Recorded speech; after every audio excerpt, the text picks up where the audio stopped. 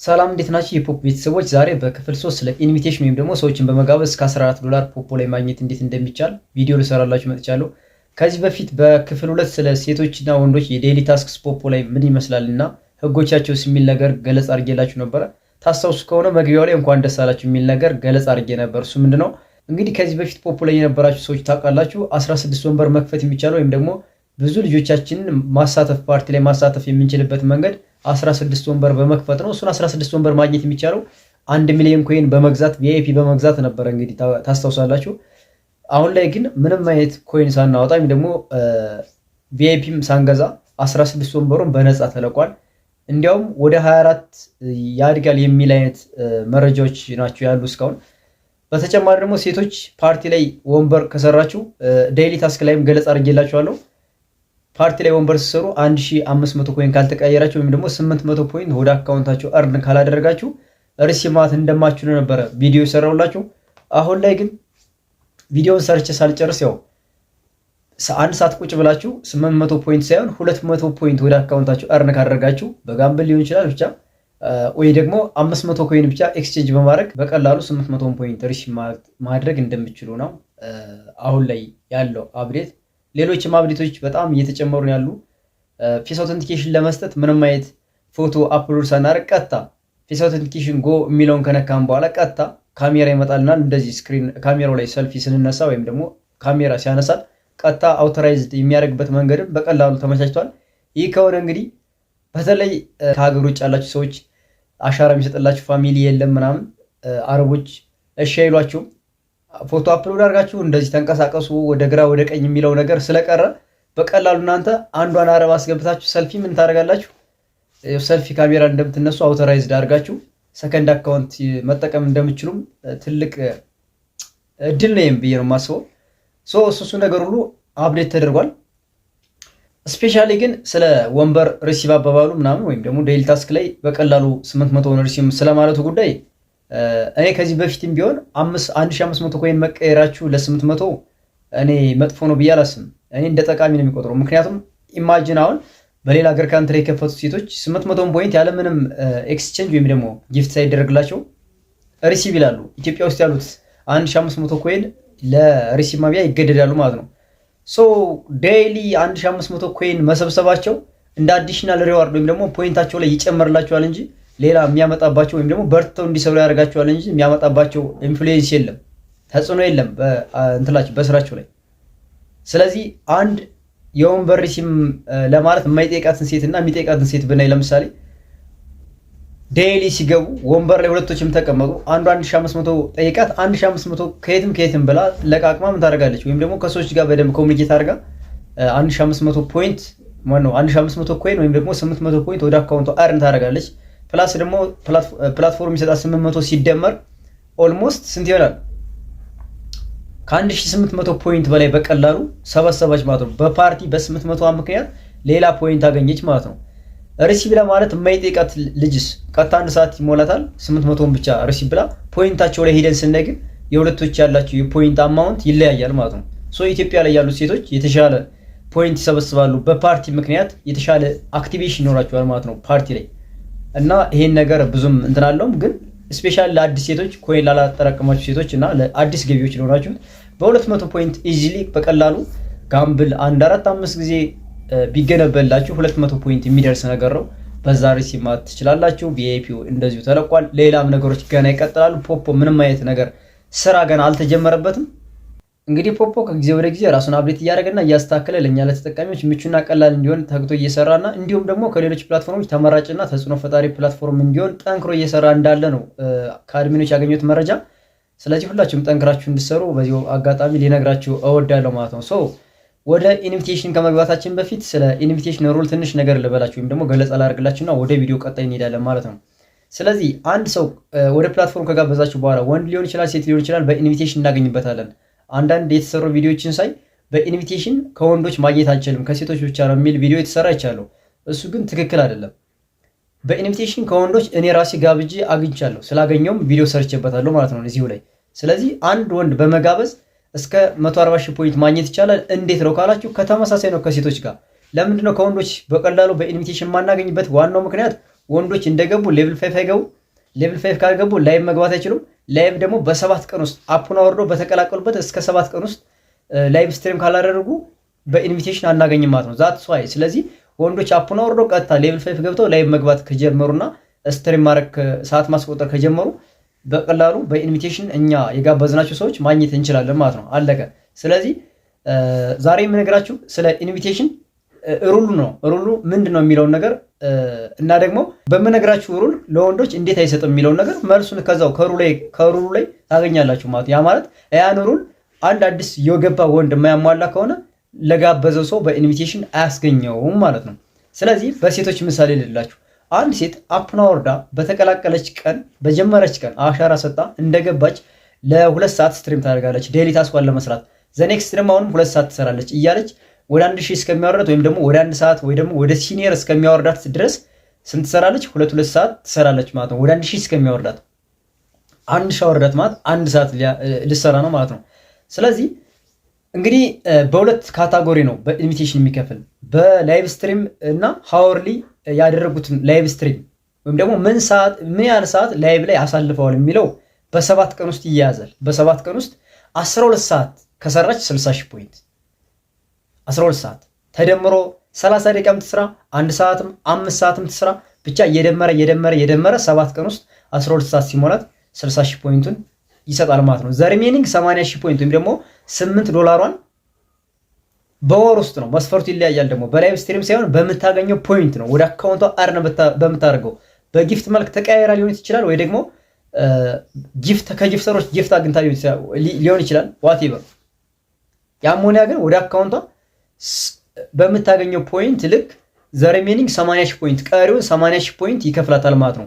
የመጀመሪያው የ7 ቀኑ 60,000 ፖይንት ሲደመር የቀጣዩ ደግሞ 80,000 ፖይንት ቶታሊ ስንት ሆነ? 140,000 ፖይንት ወይም ደግሞ የመጀመሪያው $6 ሲደመር ከሳምንት በኋላ የምታገኙ $8 ቶታሊ $14 ይሆናል ማለት ነው። በዚህ መንገድ ነው የሚከፍል። ስለዚህ ላይቭ ላይ እና እንዲሁም ደግሞ ከሳምንት በኋላ ከላይ ውጭ ያሉትን ሪዋርዶች በምን መስፈርት ይሰጣል የሚለውን ነገር ከነገርኳችሁ በኋላ ወደ ቪዲዮ ወይም ደግሞ ወደ ኢንቫይት አደራረጉን በሁለት ሜትድ ኢንቫይት እንደሚደረግ ወይም ደግሞ ሁለት አይነት የሊንክ አማራጮች እንዳሉም እንዲሁም በቪዲዮ አሳያችኋለሁ ማለት ነው። ስለዚህ አንድ ሴት አፑን አወርዳ ወደ ፕላትፎርም ተቀላቀለች 7 ቀን ከመሙላቱ በፊት 12 ሰዓት ከሞላች 60,000 ፖይንት ይሰጣታል። የግድ ደግሞ 12 ሰዓት ካልሞላት ጭራሹን አይሰጥም ማለት አይደለም። መስፈርቱ እየቆራረጠ ነው የሚከፍል። እንዴት ነው የሚከፍለው? ልጅቷ ገብታ 7 ቀን ውስጥ ዶሜን ያዙለት ወይም ደግሞ የስራ ሰዓቷ 7 ቀን ነው። በቃ በ7 ቀን ውስጥ አንድ ቀንም ትስረው 3 ቀንም ትስረው አይመለከተው ብቻ 3 ሰዓት ዳታው ወይም ደግሞ ስትሪም ያደረገችው ታይም ብዛት 3 ሰዓት ከሆነ 10,000 ፖይንት ለጋበዘው ይሰጣል። አንድ 10,000 ያገኘ እሱን ያዙልኝ። ዘኔክስት ደግሞ 5 ሰዓት ሲሞላት በ7 ቀን ውስጥ 5 ሰዓት ሞልቷት ከሆነ 10,000 ይጨምራል። 20,000 ደረሰ የጋበዘው ሰው። 8 ሰዓት ሲሞላት አሁንም ስንት ይሰጠዋል? 10,000 ስንት ደረሰ? 30,000 ደረሰ። ቶታል የመጨረሻ እንግዲህ በሳምንት ውስጥ በኢንቪቴሽን የሚያገኘው ሪዋርድ ሊጨርስ 12 ሰዓት ሲደርስ 30,000 ፖይንቱን አንድ ጊዜ 30,000ን ኮንግራጁሌሽን ብሎ ይሰጣል። ስለዚህ 3 ቀን 10,000 በ3 ሰዓት በ5 ሰዓት በ8 ሰዓት ሰጠ። ዘላስት ደግሞ 12 ሰዓት ሲሞላት 30,000 ፖይንት ሰጠ። ቶታሊ 60,000 ፖይንቱን አገኘ ማለት ነው።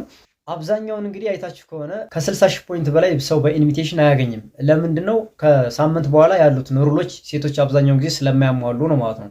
ስለዚህ ከሳምንት በኋላ ያለው የኢንቪቴሽን ሪዋርድ አወሳሰድ ወይም ደግሞ እንዴት እናገኛለን ካላችሁ ዊዝን 30 ዴይስ ነው። ይሄ በወር ውስጥ ነው የሚያዝ። ደግሞ የቅድሞ በላይቭ ስትሪም በሳምንት ውስጥ ነበር። ዘኔክስት ደግሞ በጊፍት ወይም ደግሞ በምታገኘው ፖይንት ብዛት ነው።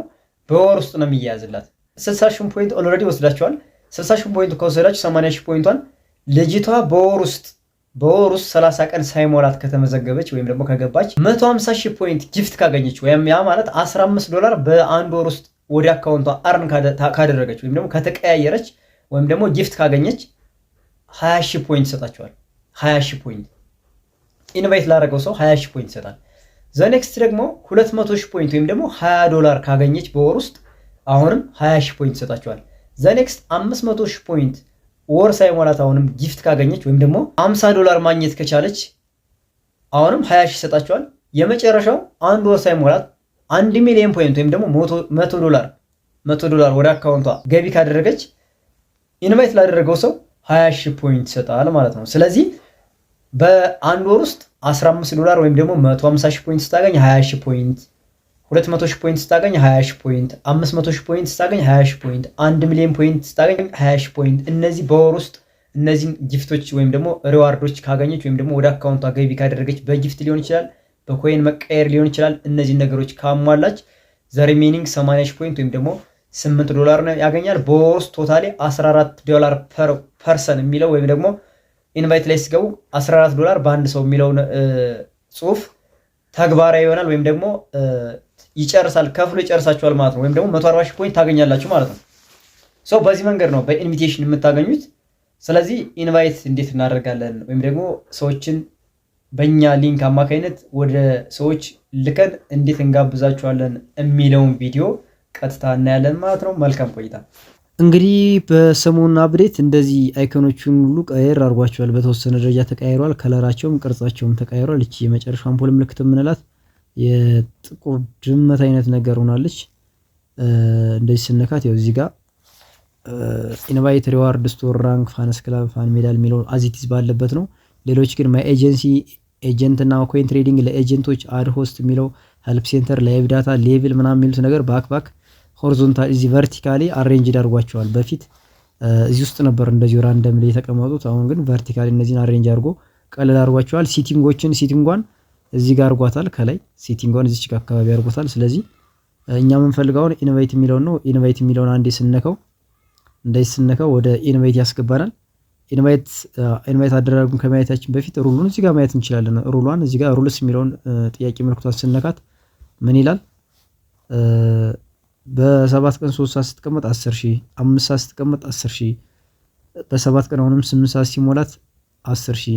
አንድ ቀን አይደለም ግን እዚህ ጋር 8 ሰዓት ሲባል በ7 ቀን ውስጥ አንድ ቀን ሁሉ መስራት ሳይሆን እየደመረ የዛሬውን የኔገውን ደምሮ 3 ሰዓት ሲሞላት 10፣ 5 ሰዓት ሲሞላት 10፣ 8 ሰዓት ሲሞላት 10 እንዲሁም ደግሞ 12 ሰዓት ሲሞላት 30,000 ፖይንት አድርጎ 60,000 ፖይንት በ7 ቀን ውስጥ ይሰጣችኋል ማለት ነው።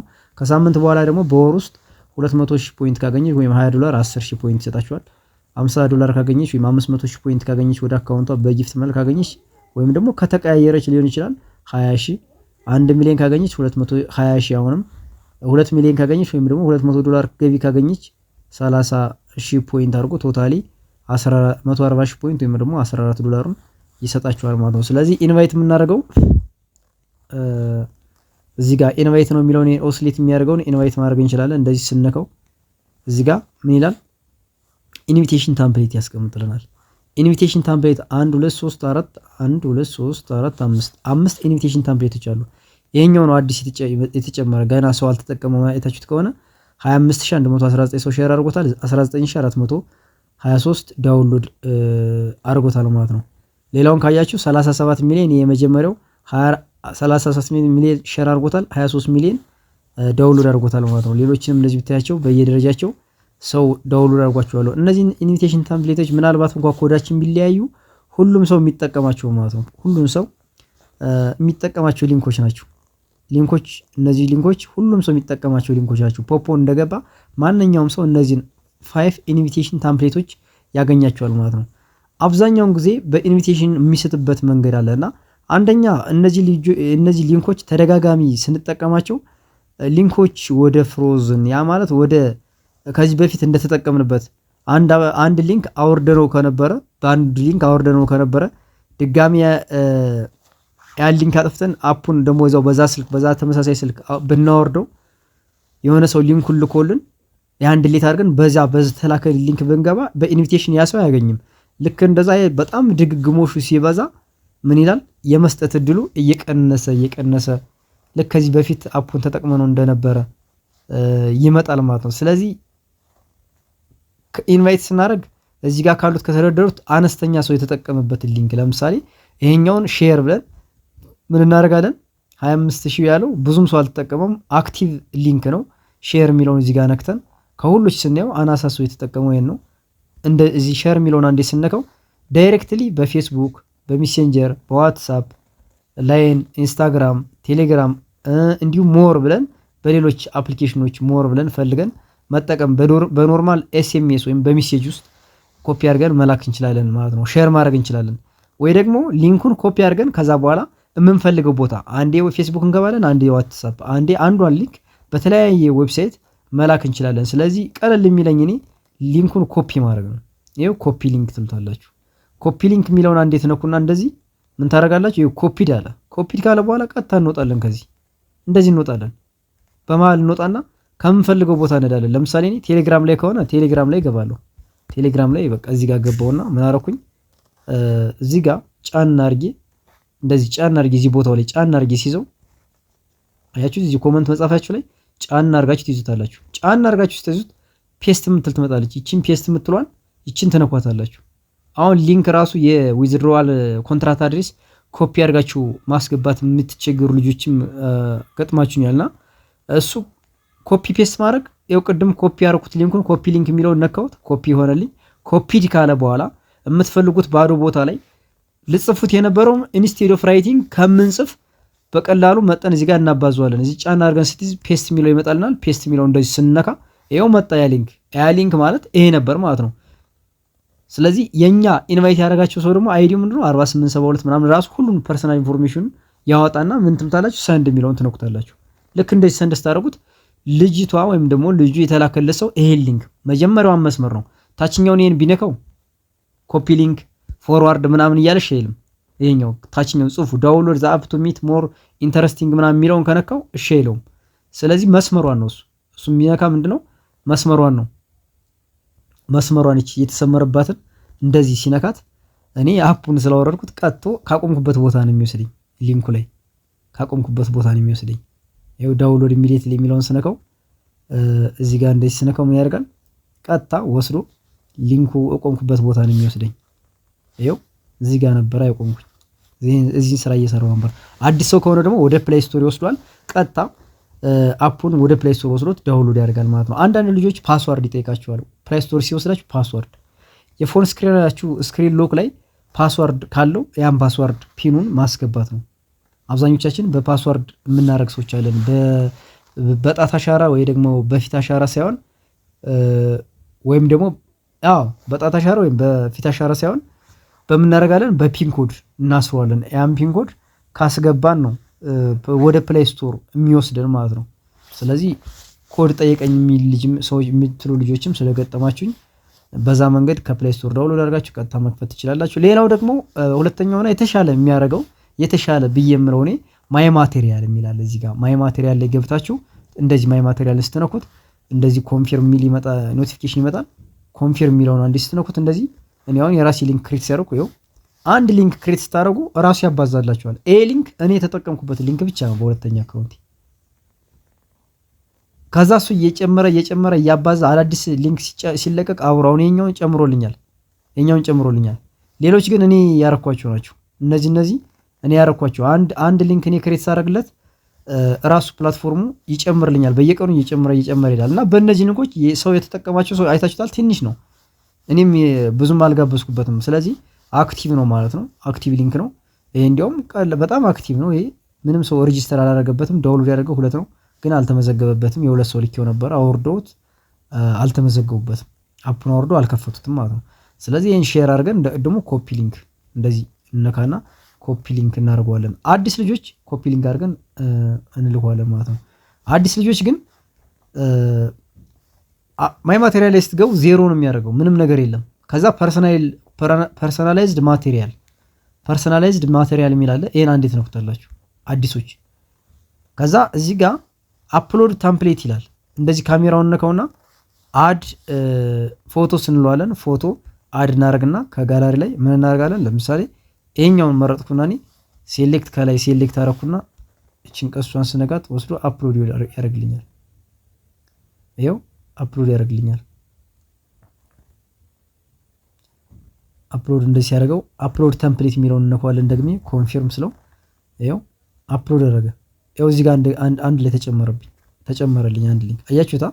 እንግዲህ በዚህ መልክ ሰዎችን ከጋበዝን በኋላ ምናልባት የማይሰጥበት መንገድ ይኖርስ ካላችሁ አለ፣ የማይሰጥበት መንገድ አለ። በዋነኝነት ፕላትፎርሙን ከዚህ በፊት ፖፖ የሚለውን አፕሊኬሽን ስልካቸው ላይ ጭነውት ከነበረ እና መልሰው ከደለቱት ወይም ደግሞ ካጠፉት እንደ አዲስ ቢያወርዱት በእናንተ ሊክ አማካኝነት በኢንቪቴሽን አይሰጥም።